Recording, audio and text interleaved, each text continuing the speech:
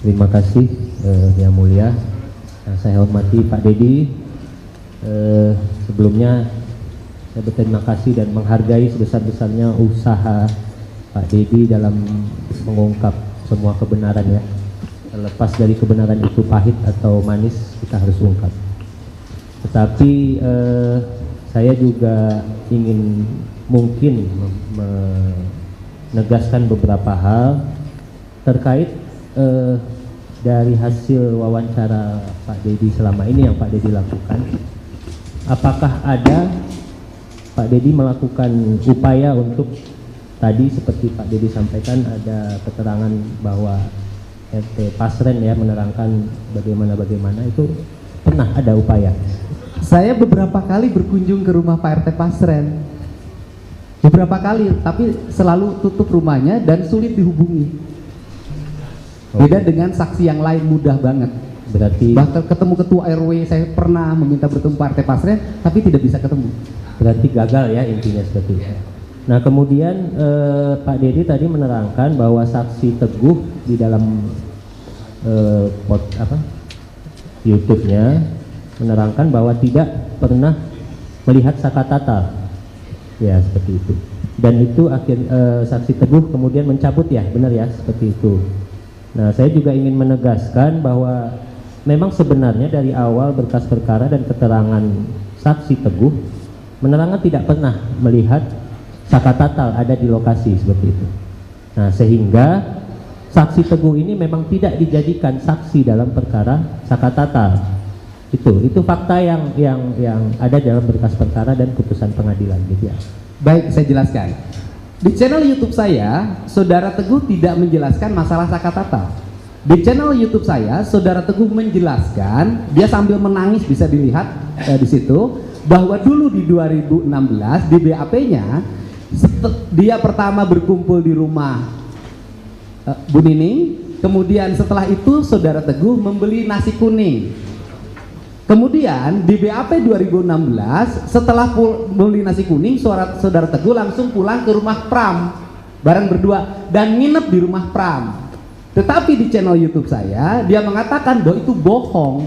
Yang benar itu adalah setelah beli nasi kuning, Saudara Teguh kembali lagi ke rumahnya Bu Nining, kemudian ke rumahnya Hadi dan ikut nginep di rumahnya anaknya Pak RT Pasren. Untuk itu keterangan di channel YouTube saya. Oke. Kalau gitu saya juga ingin menegaskan ini dari saksi Teguh sesuai dengan BAP, kemudian sesuai dengan keterangan waktu di pengadilan yang terkait perkara dewasa, bahwa saksi Teguh mengaku pada hari Sabtu tanggal 27 Agustus 2016 jam 21 sampai jam 23 acara bakar-bakaran ayam bersama terdakwa Sudirman, terdakwa Eka Sandi, terdakwa Eko, terdakwa Hadi, terdakwa Supriyanto. Nah, hal itu diterangkan oleh saksi Teguh karena ada satu orang laki-laki meminta saksi Teguh untuk menerangkan hal yang tidak sesuai faktanya, yang mana saksi Teguh menerangkan seseorang itu adalah pengacara bernama Yogi, yaitu pengacara dari terdakwa. Apakah itu benar? Tidak itu. Ini dicatat di dalam ini, berarti ini yang mau dicabut? Itu ya belum dicabut satu waktu. Berarti yang mau dicabut yang ini? Iya. Berarti tidak benar keterangan ini? Iya. Seperti itu ya? Iya. Oke. Kemudian, ya tentu saja kita harus nanti juga terkait itu keterangannya di mana? Ya Pak, ya Bu? BAP yang mana? Di putusan Bu, di putusan yang serta mana? di BAP Kan atas nama beberapa Teguh. putusan. Putusan Ada 3 nomor putusan. 4, putusan nomor 4 2017 atas nama saksi Teguh Wijaya. Di sana saksi Teguh menerangkan seperti itu. Oke. Nah, kemudian ini mungkin kita langsung ke pokok permasalahan saja ya Pak Teddy dan Pak Teguh, karena saya pikir ini sudah terlalu melebar kemana-mana. Karena menurut kami pada awalnya memang tim dari pemohon menyatakan bahwa ini adalah kecelakaan lalu lintas tunggal, tetapi mungkin dari sebagian besar apa yang Pak Dedi sampaikan kami ingin menegaskan apakah Pak Dedi memang bisa menyatakan bahwa itu ada kecelakaan tunggal dan memang Pak Dedi menyaksikan sendiri atau bagaimana mengetahui sendiri ada peristiwa kecelakaan seperti itu. Sebentar ya, sebelum dijawab. Ini berdasarkan cerita, ya, bukan berdasarkan ia berada di situ. Jadi Ya, makanya sebentar, gantian bicaranya. Dari tadi kami kan pasif ya, sekarang kami ingin bicara lah, ya. Jadi ini atas keterangan ini ada cerita dari orang yang bercerita, ya. Posisikan bahwa ini adalah saksi, bukan terdakwa. Jadi jangan diarahkan, jangan ditekan, jangan dipaksa untuk keterangannya. Bebaskan untuk saksi berbicara. Ya, Majelis. Gitu ya. Kami hanya ingin menegaskan supaya itu dicatat di Tetap akan dicatat dalam berita acara. Semua persidangan, semua apa yang terjadi dalam persidangan tetap dicatat dalam berita acara. Terima kasih, Majelis. Terima kasih, Pak. Terima kasih. Saya lanjutkan, Pak Dedi. Dalam hal ini sebagaimana yang disampaikan oleh majelis, artinya dalam hal ini Bapak adalah sebagai saksi de audito, ada testimoni de audito ya, artinya yang mendengar, mengumpulkan dan sebagainya. Artinya seperti itu, bukan saksi fakta yang pada saat kejadian ada di situ, baik itu ada di tempat kecelakaan di jembatan, kemudian kejadian di showroom, di belakang showroom, kemudian kejadian mengejar dan sebagainya, Bapak tidak mengetahui secara pasti. Nah, dalam hal ini Bapak kedudukannya bukan sebagai saksi fakta, tetapi sebagai saksi testimoni de audito ya, begitu.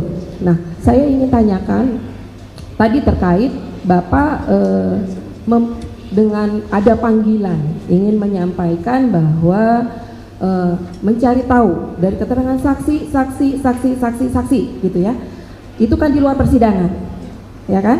Artinya keterangan yang disampaikan oleh mereka itu tidak disumpah, ya kan? Artinya mereka bebas memberikan keterangan tapi itu tidak di bawah sumpah. Nah, ketika disandingkan dengan keterangan mereka sebagai saksi yang ada di persidangan yang kemudian kami sidangkan, kemudian hasilnya ada putusan dan sampai tingkat pertama, banding sampai dengan kasasi. Ya, di hasil keterangan-keterangan itu tuh mungkin keterangan yang Bapak sampaikan itu ada persamaannya dengan berkas dan ada juga perbedaannya sedikit mungkin ya, yang Bapak sampaikan. Nah, tetapi dalam hal ini yang saya ingin tahu, Langsung ke pertanyaan ya. Siap yang mulia. Apa alasannya Bapak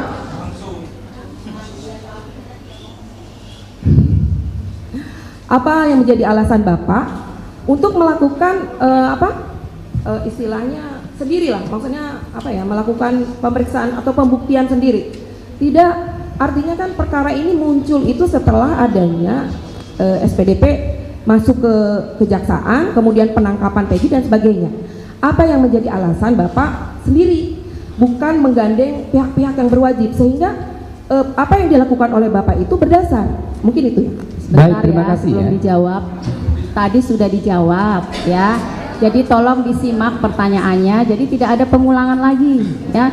Karena ini persidangan masih ada yang lain. Kalau kita cuma berputar di sini terus nggak akan selesai, gitu ya. Jadi tolong disimak. Begitu juga dengan kuasa pemohon, sama dua-duanya, kuasa pemohon maupun termohon, tolong disimak pertanyaannya. Jadi jangan ada pengulangan-pengulangan lagi, gitu ya.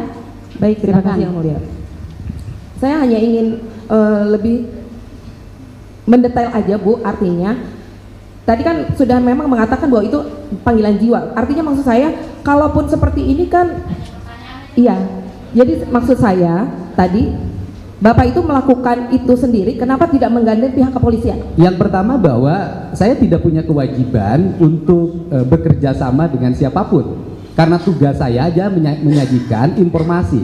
Informasi ini bisa digunakan oleh kuasa hukum, bisa digunakan oleh jaksa, bisa digunakan oleh penyidik, dan seluruhnya kan terbukti hari ini bahwa seluruh data informasi yang saya sampaikan bisa menjadi landasan bagi PK-nya Sakatata, dan nanti bisa menjadi landasan bagi PK-nya 7 terpidana. Dan kemudian para pihak yang berkeberatan terhadap berbagai kesaksian yang diduga palsu 2016 semuanya berproses, dilaporkan ke Mabes Polri. Apa yang saya lakukan sesungguhnya adalah bagian dari upaya saya untuk membantu alat penegak hukum agar mendapat informasi yang sempurna terhadap peristiwa ini.